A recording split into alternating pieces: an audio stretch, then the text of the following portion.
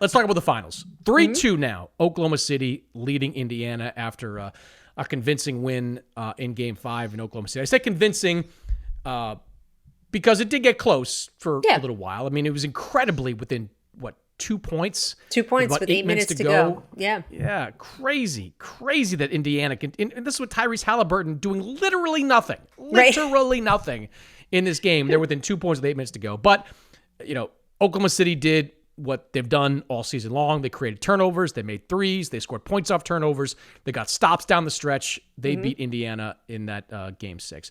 Let's start with Jalen Williams because, he was a guy that I wrote about in the magazine before the start of the postseason, and he was the one guy that I thought was going to be one of the great X factors in this playoffs. In his third year, coming off a great regular season, there were people within Oklahoma City that weren't 100% sure that he was ready for this moment. He was a big part of that team, winning 68 games, great net rating, great defense, got all the accolades, but he was still a young guy who was going to have to play big against experienced teams.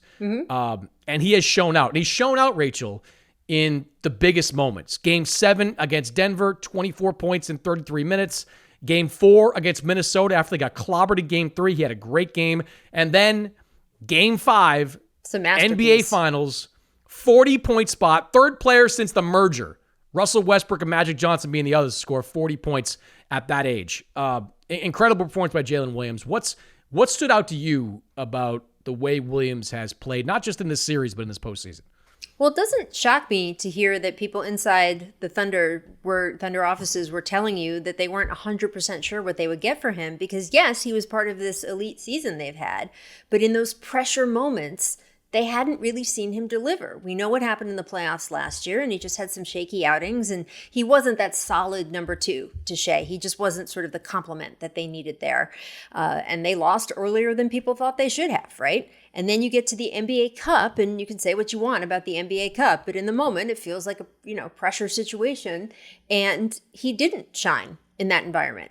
So even if you contribute a lot during the regular season, even if we've seen growth, and in the beginning of the season, we heard a lot of quotes from Jalen about, I watched last year's playoffs. They were very hard for me. I'm going to get better this year. He definitely was determined to build on his game, but you hadn't seen it in those high pressure situations. And that's why you wrote about him going into the playoffs, because he was such a question mark, and he has answered that question so resoundingly. That performance in Game 5 was an elite performance. I think it can get kind of buried because he is young and people don't, he's not overall an MVP player, but that was an MVP style game. And it was so impressive. And he is, of course, a two-way player also. And that makes a huge difference for Oklahoma City. I was bowled over by how well he did. And the defense in general on that whole team, I think it's Bill Simmons who's been saying, defenses can go on runs too. And we saw it at the end of Game 4. Oklahoma City just upped its defense at the end of Game 4. They became suffocating. And we saw it in spots of Game 5 in a way that just felt overwhelming. And there was no way for the Pacers to sort of get into a rhythm and consistently get to the basket. I just think that the Game 5 Game 5 in total, it showed everything that we thought the Thunder were going to be able to do in these finals, and I was very impressed. I've got a fun exercise for people to do.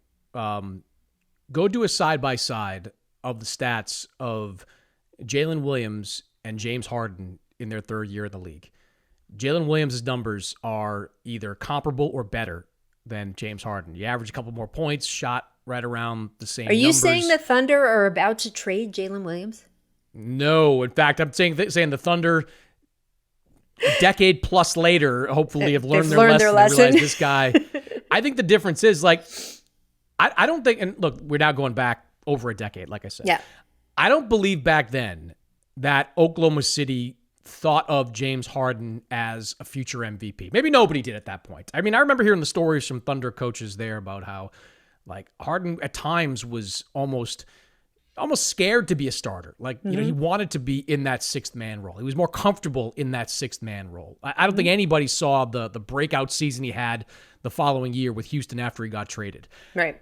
I think they see that now with Jalen Williams. I believe after watching these playoffs that Jalen Williams is not just going to be a perennial all-star, but I think given the right opportunities, and hopefully it all happens in Oklahoma City because they want to keep those two guys together, him and Shea, together forever. Yep. But given the right opportunities, he can have Harden-type production. Like if he was on a team like James Harden was on in Houston that was built around him, you can't tell me that with his skill set, which is improving by the year, offensively, defensively, versatility, everything. You can't tell me with his skill set that he couldn't put up 30-ish points per game. He averaged 20, on that team this year, a team that was as deep as any team in the NBA. I believe you could average 30 on its own team. Like that's a long way of saying Oklahoma City during the regular season witnessed the birth of a new NBA superstar. Like Shai Gilgeous-Alexander was on that path a year ago. Winning the MVP cements him. He is a superstar in the NBA. I think in the playoffs, we're seeing the birth of another one.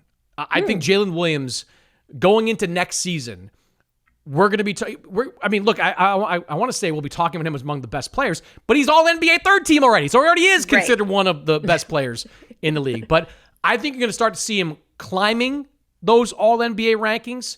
I agree. And getting more and more credit as his visibility grows for the type of player that he is. This kid is a superstar or becoming a superstar. And it brings me back to a point I make all the time where I wrote about this for SI during the week. But team building in the apron era is hard, but it's infinitely easier when you hit on your draft picks. Jalen Williams was the 12th overall pick. He's the second all-star from that class. The first guy was the number one pick, Paolo Banchero. Yep. The 10 other guys in between have not been all-stars. Look at the list. You want to cringe a little bit? Look at the list of guys that were drafted before Jalen Williams in 2022. Like Jaden Ivey, fine player, but not Jalen Williams. Johnny Davis, drafted by Washington in 2022. Is Johnny Davis still in the league? Not the Wizards' finest moment. Not their finest moment. And then the Knicks, the 11th pick, they traded. Had the 11th pick. I know they wanted to sign Jalen Brunson. I get all that. But what would the Knicks look like if they had Jalen Williams? Would they be hunting around for that next star? Would Tim still be coaching the team? This is... Sorry, this is how who would you rather win. have? I know how important Jalen Brunson is to the Knicks. Okay, I get it. He is an exceptionally he's got the biggest heart. He's got the biggest drive. He pours in 40 points when they need it. But who would you rather have on your roster? Would you rather have Jalen Brunson or would you rather have Jalen Williams? Now probably Jalen Williams given the age, right? He's 24 versus I would just say Jalen given Brunson his defensive capabilities. Yeah, defensive. I don't want to take away from Brunson because the guy just carried the Knicks to a conference finals. That's Tom Thibodeau coached the Knicks to a conference finals. That didn't seem to matter. I know. And I know people got on Twitter after me and I brought this up, or I posted the story and, the Knicks, they couldn't have gotten Brunson. I don't know if that's true. I remember reading reports at the time that the Knicks weren't enthralled with anybody in that draft range. That was why they gave it up. The Thunder, by the way, traded for that pick and drafted Ousmane Dieng, who is not panned out at this point. It's the Boston Celtics. It's the Oklahoma City Thunder. We know the franchises that draft super well. We know the franchises that are able to pick these guys out when other teams aren't. And I just think that especially as the CBA has gotten more restrictive, and then the next one has gotten more restrictive, and the next one has gotten more restrictive, that we are almost underplaying the role of front offices in the NBA scheme and universe, because we can talk about this player's good or that player's good, and that guy should be coaching this team and all sorts of things. But the truth is, when you have less and less avenues to make your team better, and make no mistake, the owners have given themselves fewer and fewer avenues because they didn't want to overspend anymore. So you can't spend your way out of problems. And they didn't want to have these trades the way that they were constructed because now you can't aggregate salaries at a certain level. All of these trading opportunities have become more restrictive. So it's really the draft. And it's really the skill of the front office and the scouting department and the ability to draft and then develop these guys and have coaching staffs that are aimed at being development and making that choice, because that is more and more who the successful teams are. And the Pacers, by the way, we can also talk about them. I just, that's one of the reasons to me, the great tragedy of Nikola Jokic's situation, because Tim Connelly leaves Denver. And I think the team building since then took such a hit that you have the greatest player on earth, as far as I'm concerned. And he just hasn't had the kind of roster that would get him to win another title. And that's kind of amazing when you think about it. When you think about this guy who is universally considered not just a great in his era, but one of the best to ever do it, that because the front office couldn't deliver, couldn't put together just even say like competent team around him, he might not ever win another title. I just think we underplay the role of the front office in today's NBA. We just don't talk about it that much.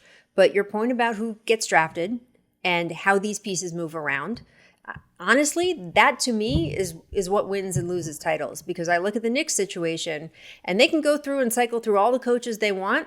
I don't think that roster, as constructed, is a championship roster. I think they're extremely good. They could get to another conference finals. They could even get to a finals. But I don't see them beating a team in the West as constructed in an NBA Finals. And that's not Tom Thibodeau's fault. It's not Jalen Brunson's fault.